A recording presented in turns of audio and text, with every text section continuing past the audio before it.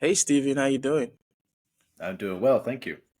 Yeah, thank you also for coming to this TKYT session for us to talk about the old new or the new old rave in software web dev right now, which is SQLite.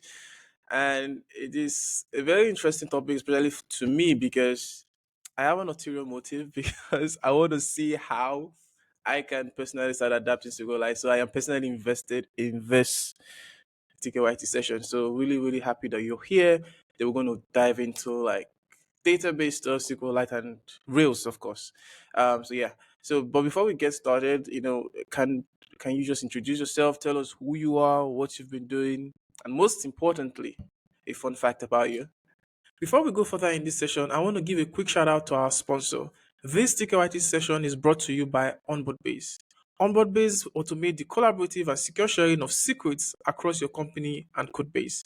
You can also use their free tools and open source projects like Secure Logs, which detects and prevents leaking secrets into your logs, as well as Disposable, a tool that lets you securely communicate sensitive information via disposable links. So go check out Onboardbase at onboardbase.com. Now, let's get back into the session. Yeah, so my name is Stephen Margheim. I live in Berlin, Germany, though I am originally from the US.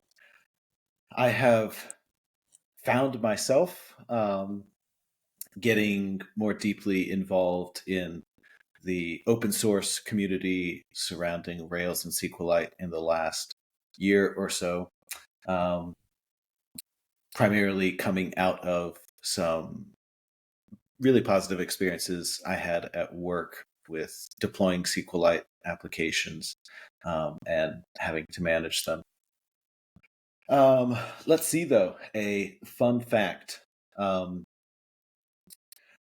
I am going to Jamaica in a few short weeks to have a destination wedding, but it is actually my second wedding because my wife and I just got married in Denmark a couple weeks ago, Okay. um, and we're going to Jamaica to have the ceremony and the event with family and friends.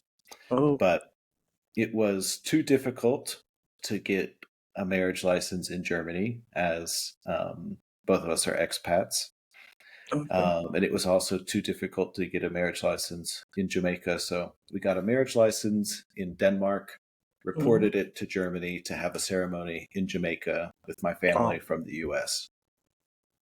nice. Congratulations, first of all, on the wedding. Thank you. And yeah, definitely to both of you, of course. So yeah, thank you for sharing that with me. Um, so I think we should just go right into a couple of things you spoke about. Off the top of my head, right? Like while I was thinking for today's session, I was like, like I said, old, new, old SQLite. It's not like it's not anything new under the sun, but it's catching up. I think it's been catching up for a while, probably late 2023, and now massively 2024 with folks like Ken C Dodds with his Epic Stack pushing SQLite. There's also DB, which we might talk about. There's also once Campfire, who says that you know what, we're just going to bundle SQLite for you all, and you don't have to manage any database. So it was really fun. But I think a good note for us to start on is like, why has SQLite been looked over in the past for web dev? Up until those moments, was it used in the dark? Because I know SQLite is in our mobile phones, on even airplanes, and in different places you might not even expect. But what was so special about web dev that we sort of like shunned against, like we shunned SQLite? Yeah, I think that it's a mix of two things. So, on the one hand, I think that there are some natural limitations to SQLite that do create some conflict with the needs of a web application. But on the other hand, I think that there have been a lot of myths that have made their way into the discourse around web development that are starting to be dispelled. If you've watched this TKYT session this far, you're amazing. I have a favor to ask of you, which is please subscribe to this channel. Also like this session as well as share it if you think it's worth sharing. Subscribing to this channel help us reach more amazing guests like the one we've had, and also attract really, really good sponsorships, collaboration. So I would really, really appreciate if you subscribe to this channel and also leave a comment. Now, let's get back to the session. So obviously those two things sort of interweave because real conflict is just an actual myth, and then the myths are fake conflict. I think that from what I have sort of gathered being online these last few decades, probably the two biggest stories that were told as to why SQLite couldn't be used in production are both myths, but they do get at some real tension. So the first one is backups. People would say you can't deploy a SQLite application to production because you'll have your database on the same machine as your application. And if anything happens to that machine, then not only does your application go down until you can spin up a new machine, but all of your data lived on that machine. You spin up a new machine, you have none of that data. Now, that's obviously a bad situation. Yeah. But there have been solutions for backups and replication for SQLite for quite some time. But especially here in the last couple of years, it has become more, I guess, well known that there are reasonable and resilient solutions. Probably one of the most well-known and popular solutions right now is Lightstream, a project by Ben Johnson at Fly.io, which allows you to just connect your SQLite database to any S3 compatible bucket storage service and stream point-in-time changes. And then you can just as easily restore your Yeah. database to any other machine. Mm-hmm. So I think that there was it was more difficult to do that maybe in the past. It was always possible, but it was maybe more difficult. But now it's quite straightforward and easy. The second big one is SQLite's concurrency story. Yeah. So for the longest time, after it was created, and it's 30 years old now, SQLite supported what was called a rollback journal to manage their atomic transactions. And the nature of that setup meant that you could only have one connection to the database at a time. So every operation that you made, every query that you made had to be linearized. It would be operation 1, then 2, then 3. And you couldn't parallelize or bring a high degree of concurrency to them. And that included both reads and writes. So if you had a big read query and it took 500 milliseconds, it would be blocking access to the database. And web applications typically do need some concurrency. I think it's easy for developers to overestimate how much concurrency they need, but I mean, at this point, over a decade ago, SQLite introduced support for a write-ahead log, which is the same way that Postgres manages atomic transactions. And that allowed for unlimited concurrent readers. So in like a standard web application where it's very common to have something like an 80-20 split between reads and writes, you now have infinite concurrency for your reads, but you still have only one writer allowed at a time. And so you can't have parallel writes. Yeah. And I think a lot of people have thought that that was a hard no. right? Like you just can't ship a production web application with linear writes. And that is another one that is a myth, but it's more connected to reality because Mm. SQLite, and this is the third tension point, which is real. SQLite is optimized. Everything about the software and how it's produced and released to the world is optimized for things that web development doesn't care that much about. So what is it optimized for? It's optimized Okay. primarily for backwards compatibility. Yeah. So they ship a lot of new features. There are so many additions in the last 30 years since it was released. But since SQLite 3.0.0 was released, which at this point is almost 2 decades ago, Mm. any new feature is not on by default, right? So just a simple example, that write ahead log, which Mm-hmm. is in many ways objectively better than the rollback Yeah. journal for basically every use case. It's not the default mode. You have to explicitly tell SQLite, use write ahead log and not rollback journal. Yeah. Because if they change the default, it would break backwards compatibility. And they are as maniacal about backwards compatibility as they are about tests. And I think a lot of developers have Mm-hmm. heard the stories about how SQLite's one of the most thoroughly tested pieces of software in the world.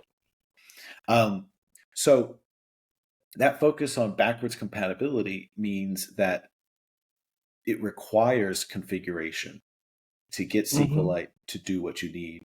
And that requires reading the documentation to see what are the levers that are available to me, what levers should I pull, in which ways for my use case to make SQLite work. Mm. And that, I think those three things together, um, to my mind, are the major reasons why it has been underused in web development. But as more people lately have just started to read the docs, basically, right, and see, okay, actually, there is a lot of stuff available here. There are solutions to these problems.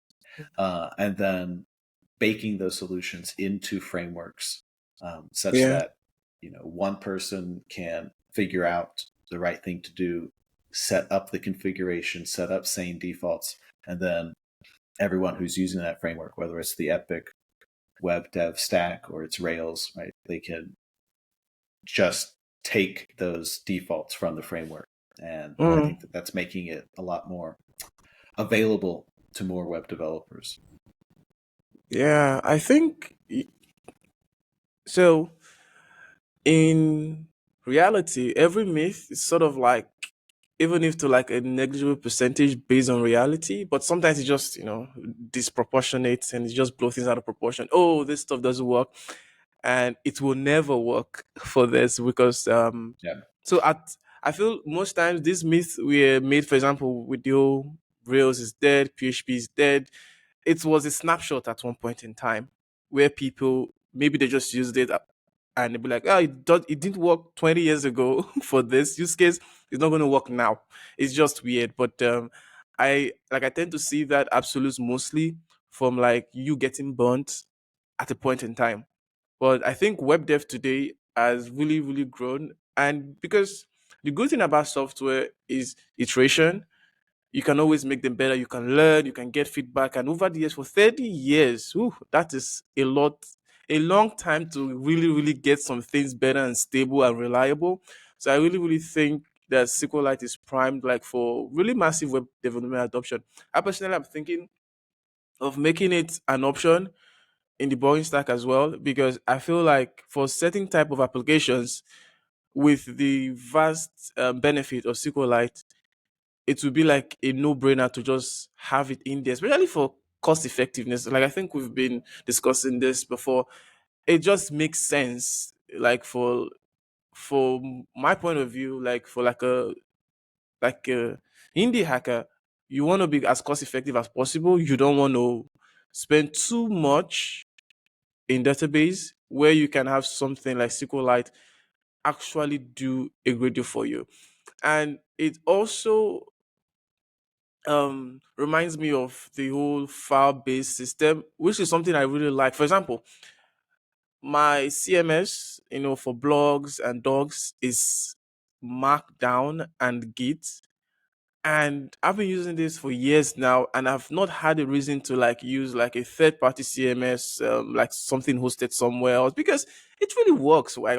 Like what am I doing? I'm just getting Markdown. I'm turning it to HTML. It works. I don't have to pay for anything. It's managed by Git. So I feel at certain levels, file-based systems sort of make a great deal of sense because they just work. They are there. You don't have to worry about connection to another server. They're just there. Yeah, I think it makes sense. Yeah, and it's a nice double win because Mm-hmm. the simplicity and the cost effectiveness are valuable and like real wins. But connected with that, you also get the speed wins, right? Because like Exactly. as soon as you remove network latency, you're like, oh wow, like one of my favorite little quips about SQLite, and this is related to even the myth around linear writes, right? Is that when Mm-hmm. your queries go from milliseconds to microseconds, it's amazing how much you can do even if you have to line up all of your operations, right? So it's like you Yeah. just immediately get 100 or 1,000 Mm-hmm. operations in the same amount of time because Yeah. you've dropped the network Mm-hmm. latency, and that is often two, maybe three factors of 10 just immediate speed performance because you're talking right Yeah. on the machine that you're working with. Yeah. And like one thing that actually comes to mind, I feel like before you think of deploying close to your users to the edge, how about you just keep the data close to the code is going to talk, like to talk to get the data, right? Because on my blogs, for example, they're really fast to load, like the blog list or the blog pages, because it's file system. It's just there, like they don't have to go to make a network call because latency is a problem you can't really solve. Even if you get close to the edge, there is still going to be latency from like the user device and everything. It's still going to be a problem. But when you do file systems, and today file systems are really, really good. So I feel it's a win-win for everybody. Cost for your users, it's just file systems, so they get their data really quickly. And so one thing that I saw, so this morning I was reading a blog post. I can't remember the publication, but it's like a new Laravel deployment thing. So they wrote an article on, is it a good idea to use SQLite today? And one thing that they cited was Pieter Levels. I don't know if you know him from Nomad Lays and Remote OK. He has been running on SQLite. I did not know this, on SQLite for those two projects or maybe some newer ones, and he's having over like 50 million requests per month on SQLite on a VPS. Mhm. Isn't that just bonkers? Really? Yeah, and that's it's examples like that that I think are important for dispelling these myths, right? Like Mhm, there is this sense. I honestly don't get it. I guess it must be related to the linear rights, but mhm, this myth that, well, okay, sure, you can use SQLite, but for tiny projects, for toy projects, you mhm, can't use it for a business, right? Something that needs to make money or something that'll have more than 10 users. And it's just objectively false. And it is nice to see that we are seeing more examples, more stories of web developers that are deploying to production with SQLite. And mhm. um, it is working really well. But Yeah, I will also say, right, because all these myths are connected to reality, as you said, of and that's course. very true, you will 100% experience pain and problems if you just download SQLite, set up a database, and ship it to production, and you don't change any of the default configuration because the default configuration is not in any way optimized for web applications. Mm, And Pieter tweeted not that long ago, maybe 3 weeks ago, 2 weeks ago, yeah. about experiencing some pain with his SQLite database. And me and another guy were some of the people that hopped in DMs with him and helped him change some of his configuration to get his database to perform um, better under the load that he was experiencing. So you absolutely can, but it is also fair to say that if you just don't read anything or study anything and just take default SQLite and put it on your web server, once you do get beyond 10 users, you will start to experience some pain. That's not to say that it'll shut down and not work, but it will be painful. And so it's not a set it and forget it. But um, what I think is easy for developers to forget is like that's true of all of the database engines, right? Like how many Yeah, conference talks are there on like here's the 8 things you should do to your Postgres database as soon as you exactly. install it. Like you have to tune your database to your needs, and um, SQLite isn't weird in that way. Yeah, I was actually going to interject that point. Like, well, as other software too, like there's no, you know what? I just installed this now. I didn't touch anything, and it just works and scale.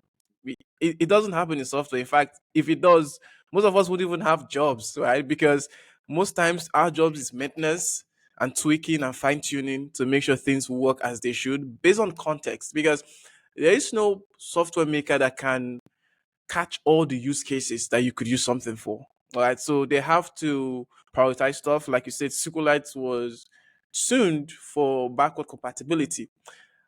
But the potential to make a really great engine for web dev DBs is already there. All you have to do, that's where we rely. Like I like where our frameworks sort of like take, if not 60% of the pain to get something fine tuned based on their tests and everything. Be like, okay, this is the best way SQLite can work in Rails, and it's a good base.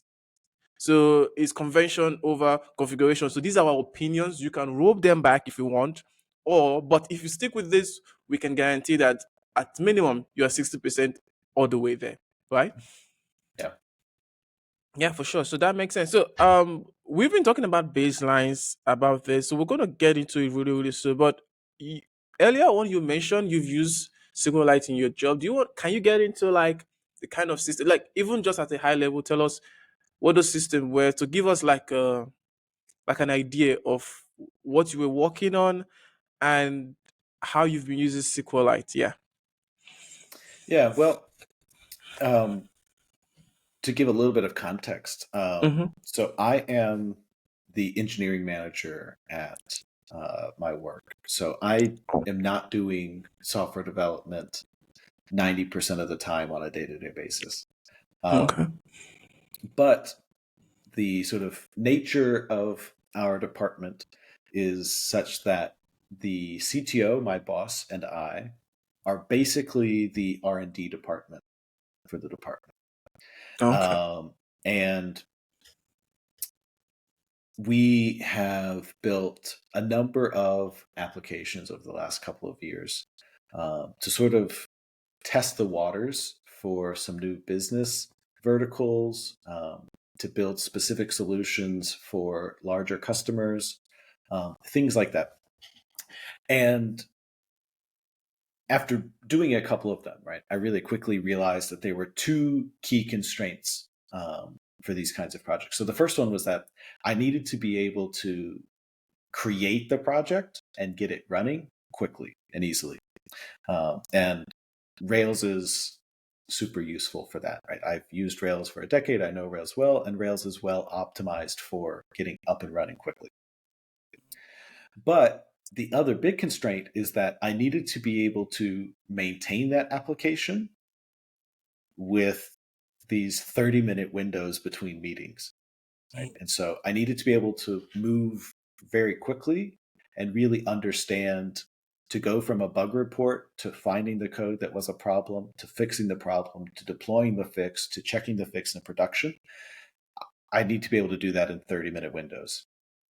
And after working with like a standard Heroku Postgres Rails application a couple of times, like I was struggling to do that work in these 30-minute windows. So I just started to get more aggressive about removing external dependencies, right? So I really understood what all of the code was doing, and optimizing for maintainability.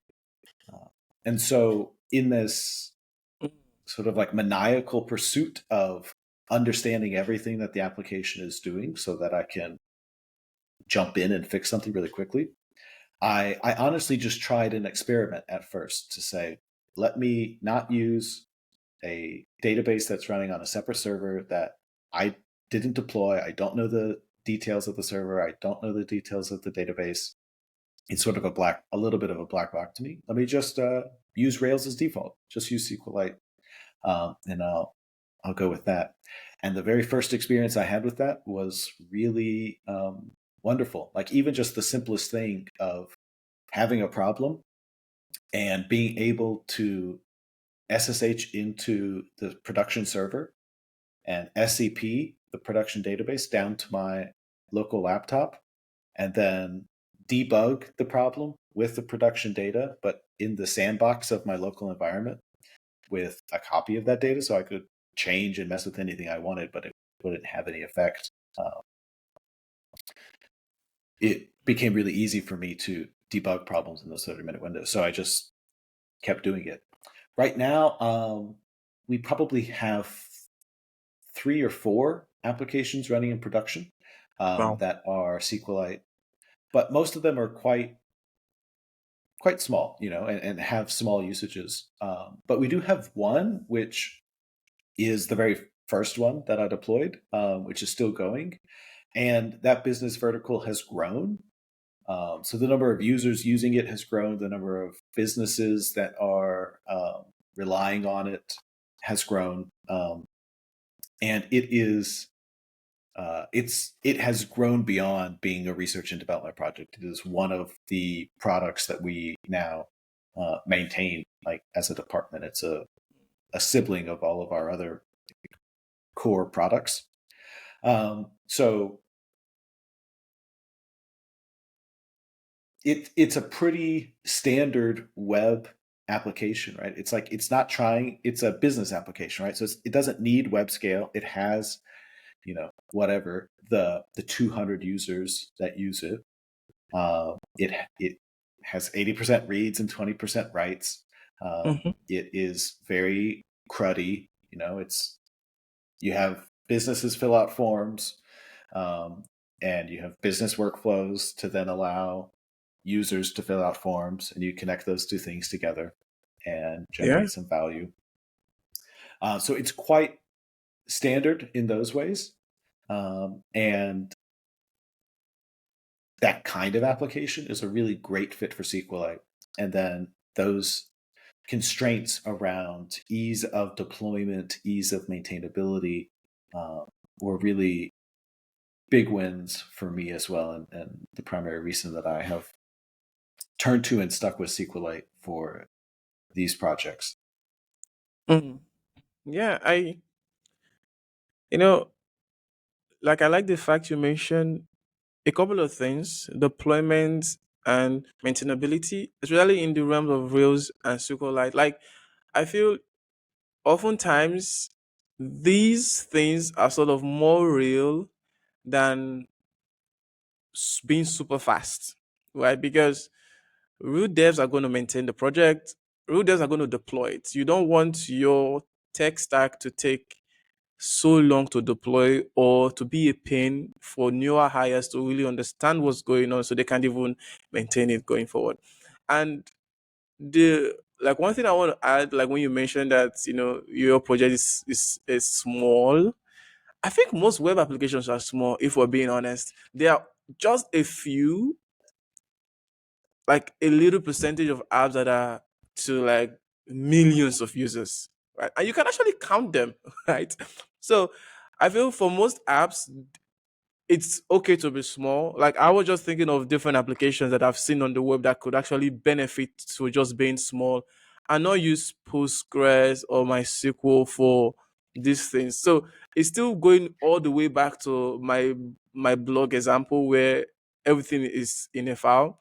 Like just imagine you have to pay like let's say $100 per month for your CMS, for your blog pages that don't even get that much views anyways. Like what benefit does that even give to you?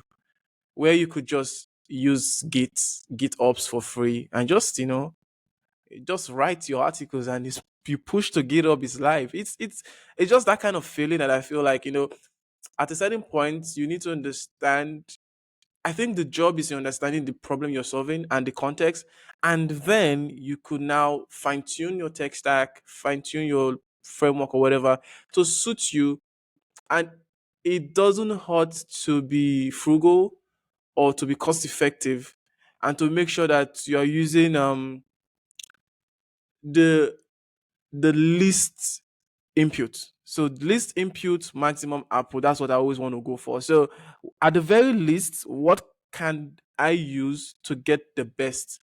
Not starting from the top, like just go on and just go do serverless, go do lambdas. Like, no, what can I achieve without spending too much? I think that's also a programming or engineering problem that we don't really talk about much, but it's real, right? Because even if your solution is fast and all that, and it's costing your your company tens of thousands of dollars to run per year just for just one solution that you deemed fast, it's crazy.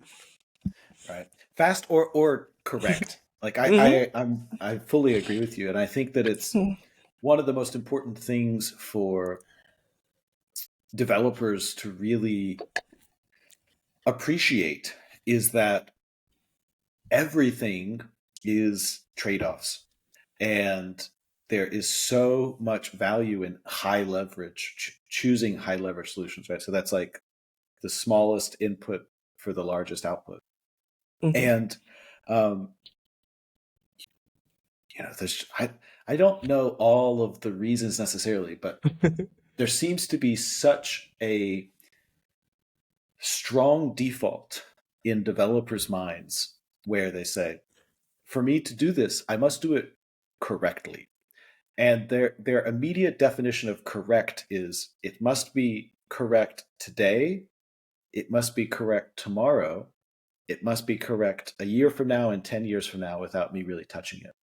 And so all of these, DevRel people from cloud providers saying like, hey, it's technically possible to have an infrastructure setup that scales to zero and scales to 8 billion, and you don't have to touch anything. It's like, well, that's obviously Mm-hmm. correct, because if I build it today, it'll work for today, it'll work for tomorrow, it'll work for a year from now, and it'll work for 10 years from now.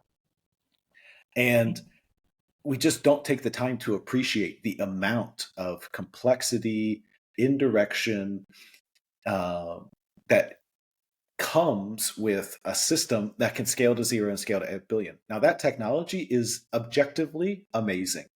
And it's Mm-hmm. wonderful that the world has it and that developers have spent the time to like build it.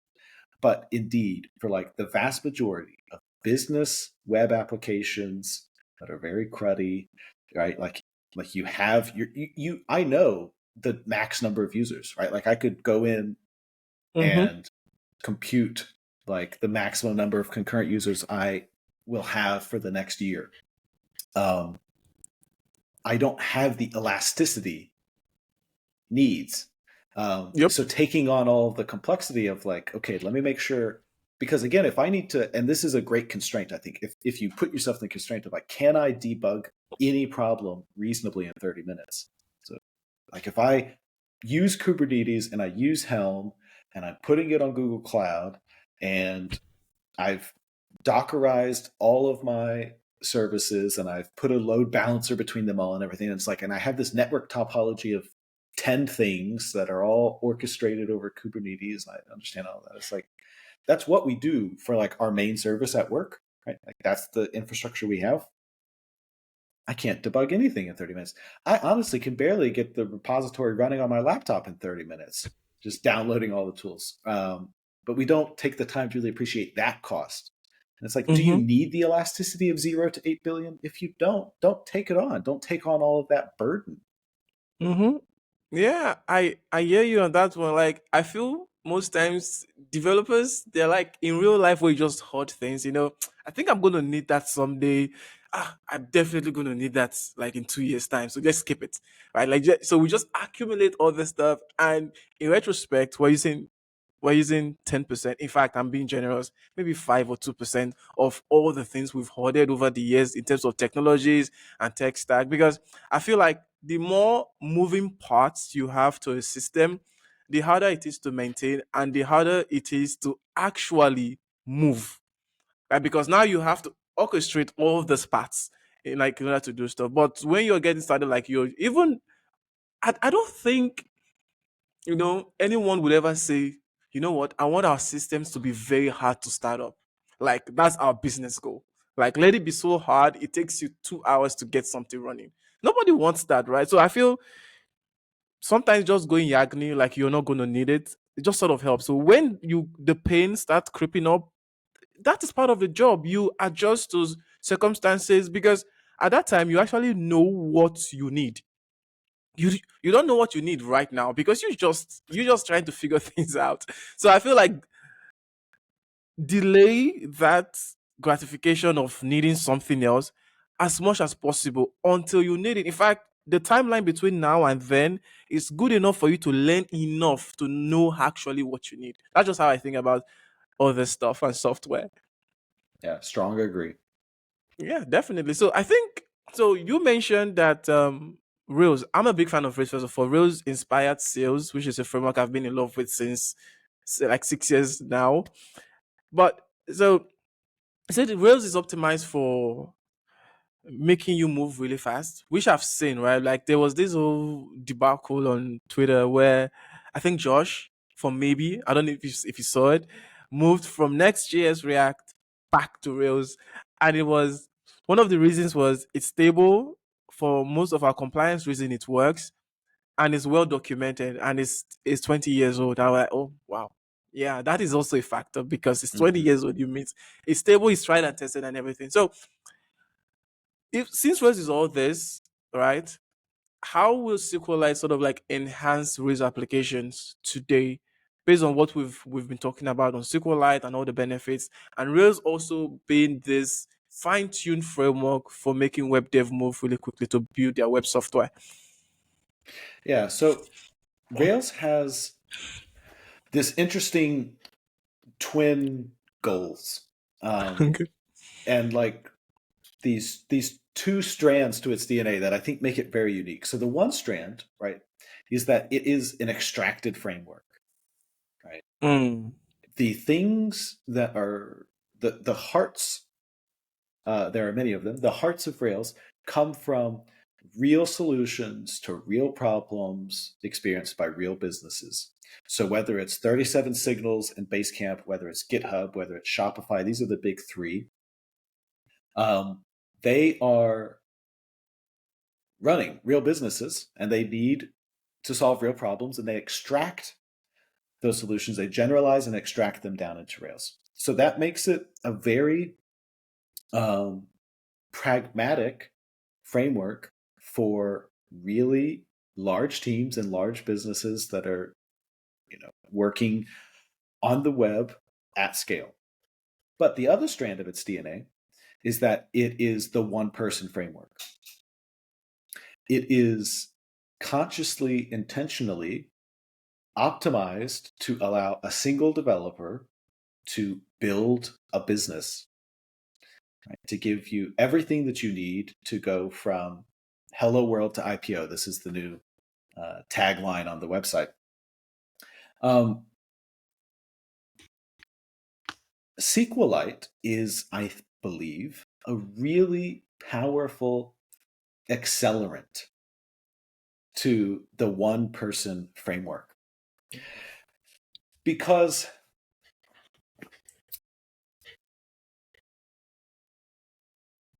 for those of us who have been doing web development for a while, I think it can be easy for us to forget all of the complexity that we have normalized, right? But when you don't have to deploy two machines to get your application running, right? You need your database server and your application server. When you don't need to um, address Well, I have two machines talking to each other, and sometimes that network can be flaky, and I need to Mhm. make sure that my system as a whole is resilient to that.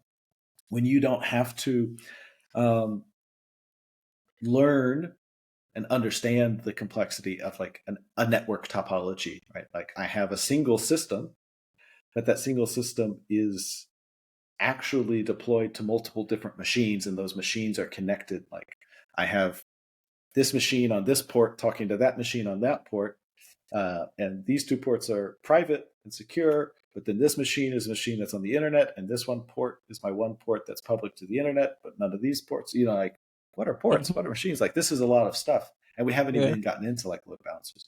Um, SQLite allows you to have like a GitHub repository that is a 12-factor app, right? Like you can Mm. put everything in there. It's a single machine, it's a single repository, it's a monolithic app. It's all together. Your configuration for the database, um, seeds for the database, schema for the database. Hell, if you wanted to, you could put the database itself in Git, right? It's just a file. Yeah. Um, so it when you pair Rails as a one-person framework with SQLite as a genuinely high leverage solution that naturally connects into a monolith really seamlessly. Now you have a monolithic repository that you can deploy as a monolithic application to a monolithic server, right? You can start off with like an actual one-to-one-to-one mapping. Hmm. The simplicity there for the mental model is easy to underappreciate when you have gotten comfortable with complex deployment topologies. Um, but again, going back to like this actual real constraint of I have to maintain this application in 30-minute windows, and I've done both, right? Like I've worked in our production system, which is a topology of, we have 12 pods running our web service. We have whatever it is, maybe 6 pods running our database. We have Redis, we have Elasticsearch. Um, that is all the way down to just Heroku and Heroku Postgres, just like those two machines. Like I've Hmm. I've experienced the gamut, and I'm telling you, the simplicity of the one-to-one-to-one mapping makes a real meaningful impact on the day-to-day maintainability of that software. So Rails is a one-person framework, SQLite as a one-person database. The power of the monolith, um, I think those things orbiting around each other, coming together, really can unlock the potential for a single developer to do um, high value work, like work that is meaningful to the economy such that you can actually make money as an individual. Yeah. Definitely. I like the last part, making money, right? Because we can't, because why do we even build software in the first place, right? We build software for businesses, and these businesses, of course, they're in the business of making money, right? So the cost effectiveness of the solution would let you make more money, right? Because you're not spending too much, right? So yeah, I think it makes a lot of sense. And when you mentioned like you could, because it's a file, right? Like it's just so portable, right? You could deploy it to Git if your coworker needs like a reproduction of your local DB. Just send them the SQLite file, and they just copy it and put it in there. It's so simple, but yet so powerful because it just makes you move really, really quick. And I think I really, really like it. And like you said, right? This so one thing I like about Rails, which is what we're trying to really, I think it's something worth imitating in that the sales ecosystem. Is like these real solutions to real problems experienced by real businesses. Because oftentimes when you see some certain frameworks or tech solutions, you just kind of feel that this is mostly just idealistic. They are like theories of what may or may not happen, right? So they are mostly the over engineered ones and the ones that are so complex to use because they were made by like a scientist and not like someone solving like a real business problem. So I think most software that I've seen or most framework that I've seen that have come out from that need to build real businesses and not from like a computer science way. They're always simple. Case in point, Laravel, for example, Rails, of course. You just get it because it stems from a place of this is a real business problem that we faced. Let's extract it and give it to everyone else. Not we think there might be this XYZ problem. Let's just put it there now. Who's gonna use it? No one's gonna use it. But it's just there, just in case you need it. And you never do. It's weird. Right. Or, I mean, or some of them are also like, here's a solution to the problem that Google faced with Uh-oh. their 7 billion users. Mhm. And it's like, that's a real solution to a real problem. Yeah. There are maybe 3 companies on the entire planet who have or will ever experience that problem. And you aren't one of them. Yes, and it's okay not to be one of them. Like I just Yeah, don't get exactly. it. Like, I think it's a I don't know if you know he made the CZ app. I know he's also an indie hacker. He has this talk. You're not Facebook, all right? Like because in reality, most businesses are not, and it's fine. It's okay to not be Facebook, right? So you don't have to use Facebook solutions to your not Facebook problems. Like at the most part, just use something that speaks to you in terms of the problem space you're solving. Like something like Rails, you get to see. Like I do go read the Rails docs like once in a while because I just get inspirations from it. You get to see this problem to real issues. For example, I think you all have had catching for like the longest time because catching is a real problem. All right, but most framework won't actually either they don't have it or they have it wrongly because it didn't come from a place of this is a real problem we've faced and this is how we've solved it. They're just like, okay, this is how you do caching. And we know in computing, caching is one of the most hardest problems. But if you're not solving it from a place of okay, this is production apps that are using it today, we fine tune it, we've tweaked it because our needs, we've we've mostly gotten it right, right? Because we're using it. It's being deployed today. So yeah, I definitely think that also work. And there's all the whole idea of like the one person framework because most times, especially as an indie hacker or like a solo entrepreneur, it's just you. You don't want your tech to be a bottleneck. You just want to move really, really quickly, right? You don't want third parties. You don't want too much moving parts. You just want like a monolith, like the microservices. If you are an indie hacker or a solo entrepreneur, you're going for microservices. I just wish you good luck, man, because it's just weird. Like you want to have all that complexities on you where you just want to move quickly. So I think Rails and SQLite they kind of like pair well because they're just about fine tuned for this portability for SQLite and this move fast for Rails, right? So do you want to show because I like saying code like when we're wrapping up these shows, like do you want to show like how you'd use Rails and SQLite? Also, the fine tuning bits because like I said I have an ulterior motive for this session because I want to learn enough to add to like the sales SQLite adapter I'm working on. So what are these fine tunings you've been speaking about for web dev for SQLite? Yeah, let me share my screen. Yeah, for sure. There you go. Okay. So I have this little demo app that I built to help me experiment. So it's very simple, sort of Hacker News style. There's posts and Mm-hmm. comments, um, and we can come back and look at this in a bit.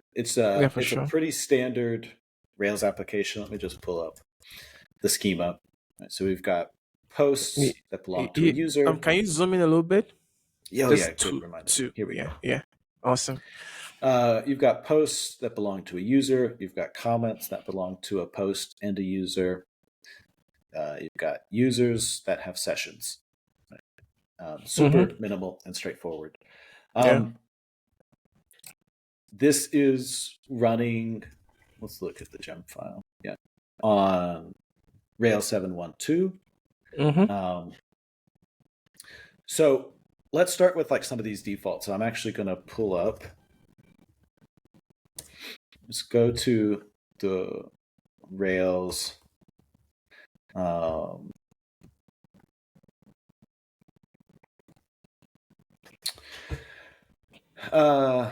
repository, Mm-hmm. and let's come to this pull request. So I did some research. There's many blog posts as well, right? Talking about what is sort of essential configuration for SQLite in a web application context. And I took that and I packaged that together into this pull request, which makes Mm-hmm. these changes. This is going to be hard to view with all these comments. Let's just jump to the Yeah, file I'll definitely link to it, and I want to read it myself. and scroll to the bottom. So there's this pre-existing method, right, where we configure the connection whenever Rails creates a new connection to add to its thread, to its connection pool for the database. And so I set these things up, and there are comments that link to the SQLite docs and sort of describe them. But previously, all that Rails had was this one, right? So again, backwards compatibility. SQLite shipped originally without foreign key constraints. It was added later, but they didn't change the default. So you have to tell SQLite that you want foreign key constraints. Okay. Rails has been doing that for forever. Everything after this line was added. So the first thing, and we're in a block here where like when we're not dealing with an in-memory database, we have an actual database file on the file system. We set the journal mode to the write-ahead log, right? And this is what allows us to have many readers with one writer, as opposed to only one reader or writer at a time with the default journal mode, which is the rollback journal. Okay. The next thing is this synchronous configuration option. So this is like, how often is SQLite synchronizing the state of the database to the database file? So by default, it's full, which is sync on every write. So every time you write to the database, it will flush that to the file system. This is obviously going to be the most durable, right? Because it sort of is writing to your core database file every time there is a write, and it's a part of the atomic transaction. Yeah. But that I/O is also very expensive relative to all the work that SQLite is doing. When you are using the write-ahead log and you have that separate write-ahead log file, SQLite itself recommends that you should just use the normal sync. So you're going to sync less frequently to your main database file, which opens up, it does, in fairness, open up an edge case, right, of losing some data. If Mm-hmm. your machine gets unplugged at a very critical millisecond, you could lose some data, but it is quite rare. Mm-hmm. And you get a lot of durability, and you're going to get much faster performance. So we set that. Then you have like your global memory map. This is like maybe another small myth, just worth talking about. People think, oh, it's a database in the engine where the database is a file, so it's constantly going to the disk. But like any other database engine, right? Like it does a lot of Yeah. work The in memory. memory. And again, backwards compatibility. When they introduced this pragma, however long ago, right? Like the size of machines was just much smaller. So the default Mm-hmm. size is not very large, especially for today's machines. So bumping that up and giving a really healthy um, global memory map. This was actually the specific change that Pieter Levels made to his application to improve performance. He had not changed this default, and so just bumping this up like immediately fixed the sort of edge latency problems he was experiencing. Some queries were slower than he wanted them to be, and that's because he didn't have a very large memory cache of his database, and so a lot of operations had to go to disk. How large is your write-ahead log file? We set a limit on that so you don't have a file that grows infinitely. And then your cache size. This is similar. This is related to the memory map. You just want to make these things large. So we set up these 6 settings now. So we went from 1 to 6 in Rails. And on average, it's like twice as fast in a Rails application. Wow.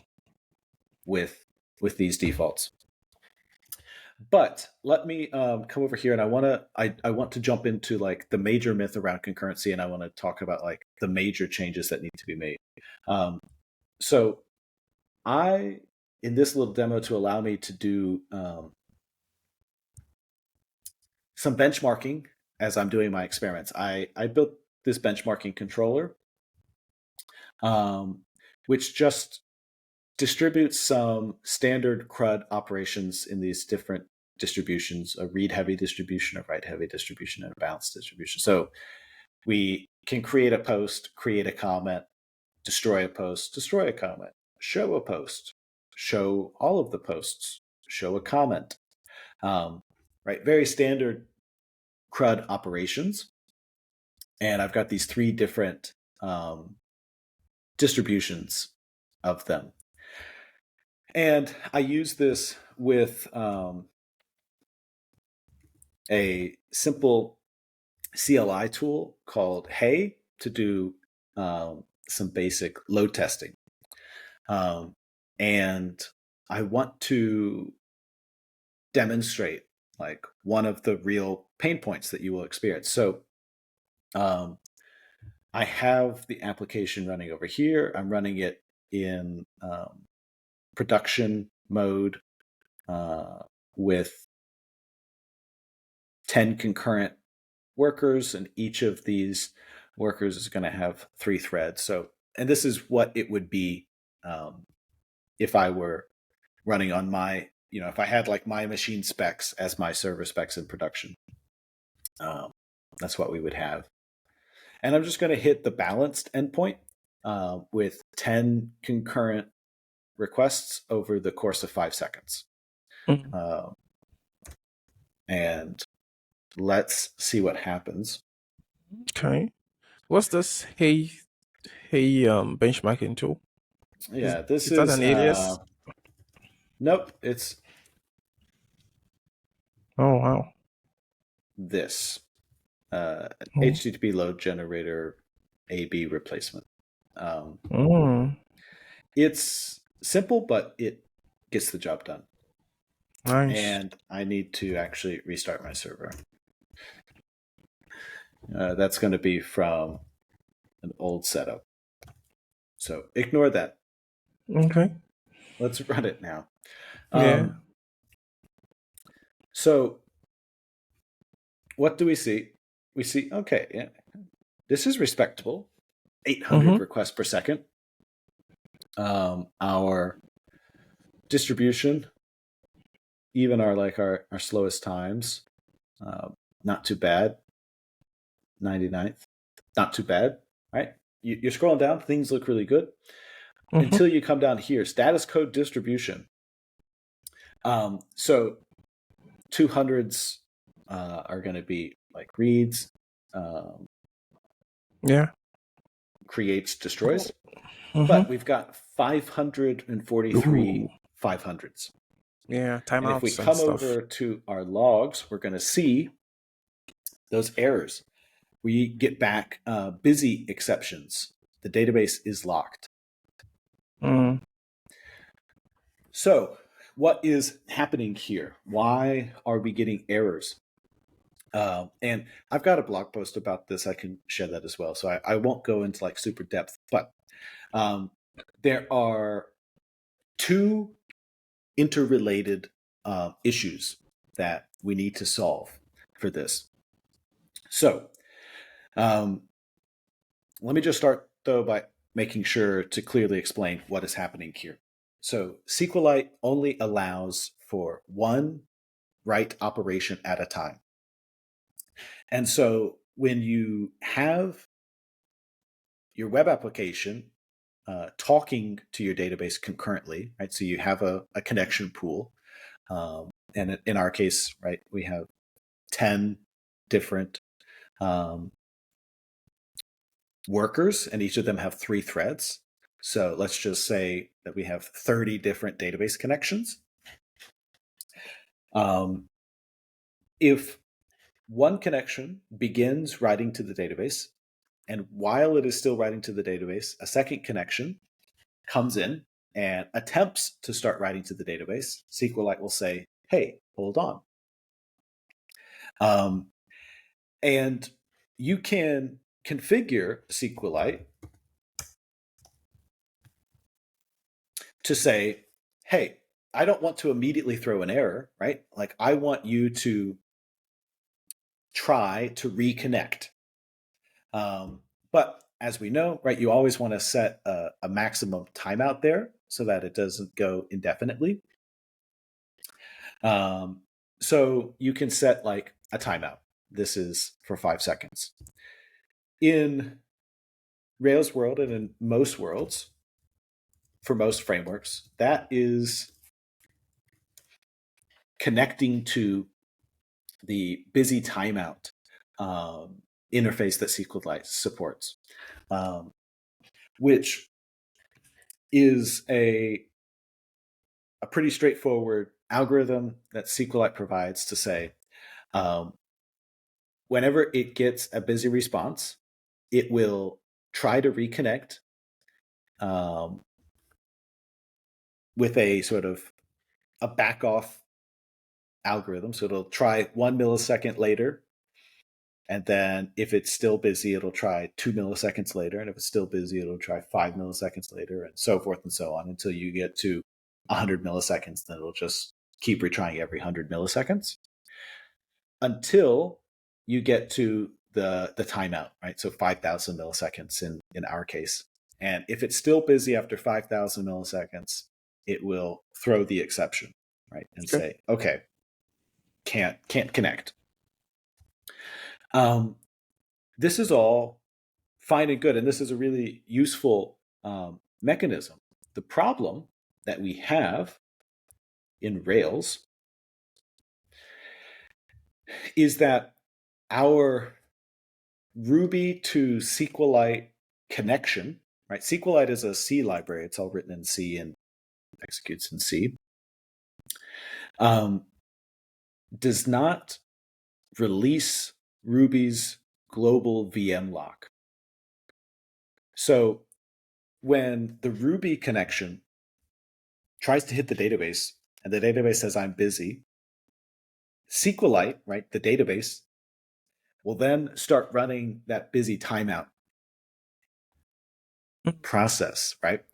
But that's Yeah. happening in C. And from the Ruby connections point of view, it sees that, oh, it's still executing. So this single Ruby connection says, well, I'm still working. So that like thread says, I'm still working, no other threads can work. And so even though you are waiting on IO and you should, that thread should say, I'm not working right now, let another thread work, come back to me later. It doesn't do that. It continues to say, I need to be working. So this mechanism that SQLite provides you to allow for concurrency, to allow for write operations to figure out the order that they're going to line up in, it doesn't work. because Ruby, the connection between Ruby and SQLite does not seamlessly allow for that concurrency. So I have a little test here that I have written to demonstrate this, where we have this little queue of work being done, and we're going to set up one thread that every 10th of a second does some work. We're going to let that thread warm up and start doing its work. We have our database here. We're going to tell the database, hey, you have a busy timeout of 1 second. We're going to spin up a new thread that connects to the database, starts an exclusive transaction, and uses our mutex here. We're going to let that thread warm up. So we have one thread that's just doing regular Ruby work. We have one thread that is talking to the database and is just going to hold open a connection to the database. Then we're going to try to write to the database. And we expect this to raise a busy exception because this thread never stops writing, right? It opens a transaction and it never closes it because we lock on the mutex here. I put into our work stream, right, these little markers for right around this operation. And so I do that with the busy timeout. And then down here, I do it with a busy handler. Just to jump back here, they say, this is a SQLite implementation of a busy handler. The busy handler is like the lower level thing. This is, it's a callback. It's a callback function that is invoked whenever an attempt is made to access the database, but the thread or process has been locked. So whenever the database is busy, this is the callback. SQLite ships with its own callback function, which is the busy timeout, but you can write your own, right? So instead of sleeping 1, then 2, then 5, then blah, blah, blah to 100, you could just retry every 1 millisecond or do something else. And the Ruby gem exposes that in Ruby. And so we can write our own Ruby implementation where we retry every millisecond, so we don't do any sort of like linear backoff. And we're going to compute the timeout ourselves. And this Ruby sleep is actually also going to release the global VM lock and allow other threads to do work. And so we have the same setup, and we can look at our different work streams. Let me just run this test, and we'll see what comes out of it. Run this test. So what do we see? When we use the busy timeout, right? So our working thread is doing work. We start our write transaction. We get 1 unit of work in, and then we stop our write transaction. So this is like a visual representation of while we are attempting to connect to the database, we don't allow other work to happen. We can contrast that with our busy handler timeout. Work starts, plenty of work starts. We start trying to write to the database. It's busy, so we're going to enter into that busy handler. But that busy handler is actually going to allow our worker thread to keep doing work. So while we wait for the database, we can do other work in Ruby.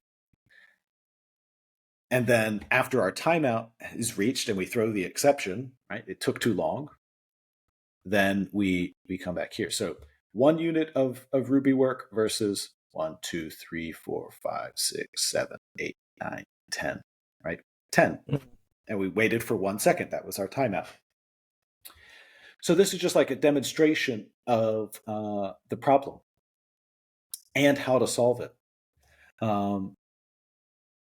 We have pull requests up for this. Like I can go to the Ruby SQLite binding gem.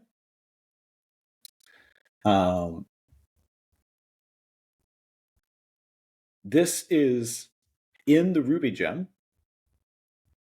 So we've got that same busy handler, but it hasn't been released in a version yet. And Okay. then once it's released in a version of the gem, we have to get the change in Rails also released. So it's there, but it's not fully there. So what do we do in the meantime? I built this gem to solve this problem. Let's jump here. So this is the Active Record Enhanced SQLite 3 Adapter Gem. Beautiful name. I can see. It's good. But what it does is it allows me to have a place to bring these features into a Rails application before all of the ecosystem has gotten there. And so it's going to solve our problem. If I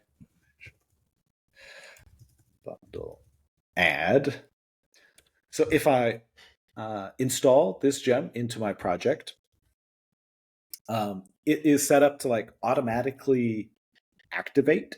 So you don't have to do anything but add the gem, which is quite nice. And what it's going to do is it's going to bring that solution, right? So like having a timeout, a busy handler defined that releases Ruby's global VM lock such that other connections can do work. It'll auto install that. So we have that installed now. So if we come back to our server here, we restart it so that we get that code. And we come back and we run our benchmark again. Oh.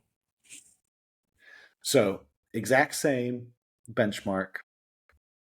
Now we see 0 500s, right? Ooh. Every request succeeded. And we're still over 850 requests per second. Yeah, you even had more. Our distribution still really great. Like we're doing something. Now, obviously, this is all locally, but still, it solves our 500s problem completely.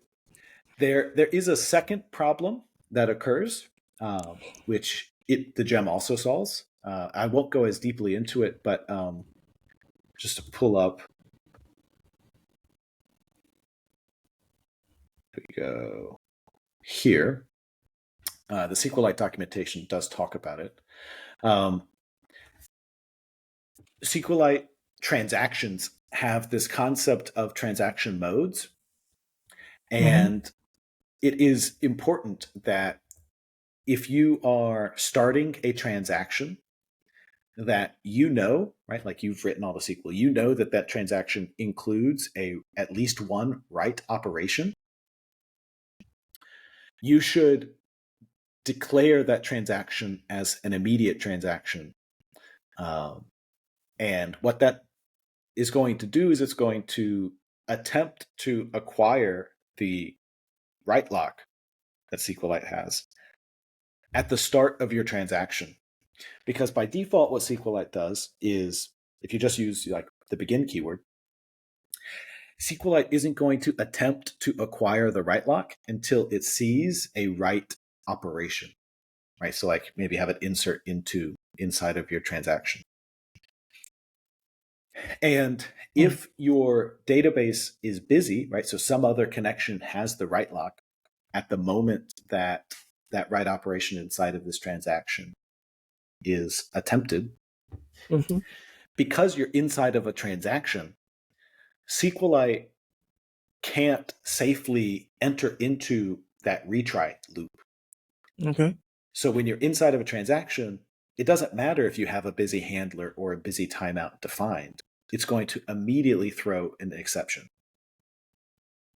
So in a framework like Rails, which automatically wraps all write operations in transactions, it is important that you ensure that those transactions that are being generated are going to be immediate transactions, because you could still get 500s. It'll be Mm-hmm. less frequent, but it can still happen. And so I don't need this. The gem, make sure, and I'll just show you what it does. You want to set the default transaction mode to immediate. This is a setting that the Ruby gem understands. And you could do this even in your application. In your database YAML configuration, you could just do this. The gem will sort of automatically ensure that this is always present. But this makes sure that all of your transactions are immediate transactions, which will solve the less common but still present problem of sometimes getting 500s. So those are the two major fixes that are going to give you the most bang for your buck, right? Because your web application, you're going to have concurrent. You're going to want to be able to concurrently process requests, which means you're going to want to be able to concurrently talk to your database. And unless you tune your setup, you could be experiencing similar problems. This problem of having SQLite do work for one connection and block all of the other connections, or your transaction modes not quite being right, and so still getting exceptions.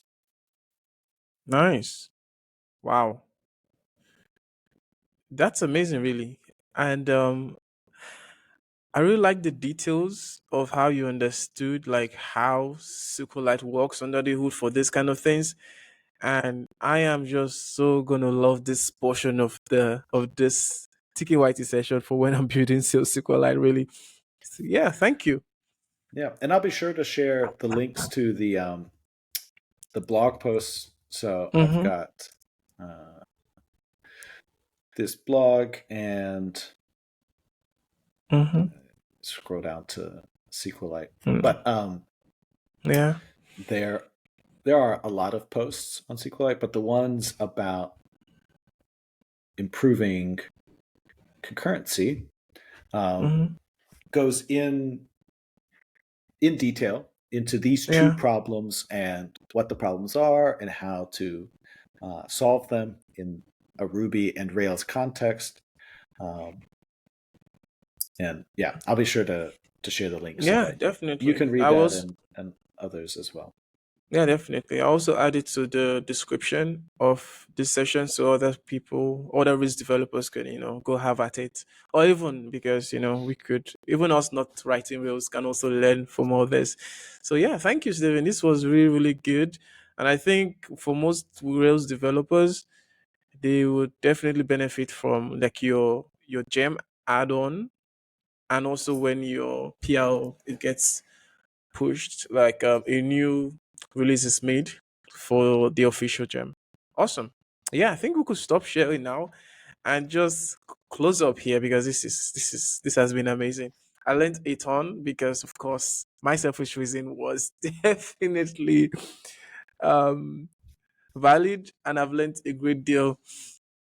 So yeah, so any final words, for Rails, SQLite, or just general web developers, really, on web dev, or anything you want to like just share before we wrap up.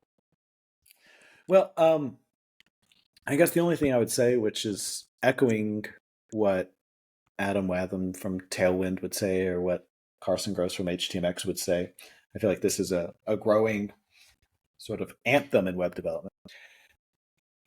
It might not look or feel pretty or right, Mm-hmm. but give it a try. Like, experience it. And I am confident that for many of you, the experience of using SQLite in production, it really doesn't take much to learn what you need to learn to know how to configure it. Again, it's very lightweight and it's all right there. Um, just give it a try. I Yeah. genuinely think that it is useful, valuable for a large percentage of web applications. And sure, it's a little bit different than the mainstream, but the mainstream is defined by companies that have problems that I promise you don't have. And so give yourself the opportunity, even if it's just a side project or an experiment, to experience what it could feel like to use tools that are suited for the kinds of problems that you have and to experience what that difference feels like. Um, and maybe you like it, maybe you don't like it, right? That's completely fine. I have Postgres is amazing. MySQL is amazing. I have no problems with those. But I really do hope that more developers give themselves the opportunity to try out a simpler experience and to see that simplicity does not mean your application can't be powerful or valuable or useful. It can, in fact, enhance those things, right? You can go from milliseconds to microseconds. Users are going to love that, while also making your day-to-day experience of web development more pleasant, more accessible. So just give it a try, right? Like, what's the worst that could happen? Yeah, really, like, try everything. Like, try before you judge. Like, I think before, like, I used Tailwind, I was like, this is ugly. But now I think I'm one of the biggest Tailwind fanboy because it just works. Like, once you pass the whole initial, because once you're not used to something, your first reaction not going to be like, "Oh, this is the holy grail," right? Like, it's novel, it's new, but just try it. Like, just use it, then have a feel, then you can now judge if it works for you or not. So yeah, that's solid advice, Steven. So where can one reach out to you? Like, and what can we reach out to you for on the internet? Yeah, so there, all of my socials are on the footer of my blog, but I am primarily on Twitter at Fractaled Mind, um, same as my blog, fractaledmind.github.io. Mm-hmm. And I say this very genuinely, right? Like, if you have curiosity or you are trying out SQLite and you're experiencing some pain points, like, genuinely, feel free to reach out. I'm happy to have conversations with people, have pairing sessions with people. Um, I got into web development in general and into SQLite specifically through having really productive, useful conversations with people who knew more than me and had been doing it longer than me. Um, it's one of the most productive and valuable ways to make progress in your career. And I'm happy to pay it forward. So yeah, my blog has all of my socials, or you can just reach out to me on Twitter at Fractal Mind.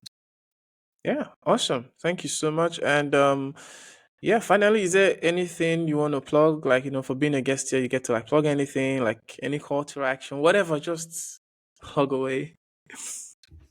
Nothing major. I am hoping to ship soon, so it's not presently shipped, but SQLite.directory. I want to have a single resource for people who are Mm, using SQLite in production to share the details, and we can build out a directory of as many of the SQLite production applications that there are to have, hopefully, like, final and definitive proof. Yes, this is production grade software. Um, so that is nearly done. Hopefully, by the time that this is published, it is done. But if it mm. isn't quite done, it will be in a few more days. So definitely check out SQLite.directory. Yeah, I think this should be done because it's going to take like a week before we get it out every Monday. So next Monday is going to come out. So yeah, I'm going to also link to it in the description. Thank you so much, Steven. This has been amazing geeking out on database, especially on SQLite and Rails. Thank you so much. Yeah, thank you. It was a lot of fun.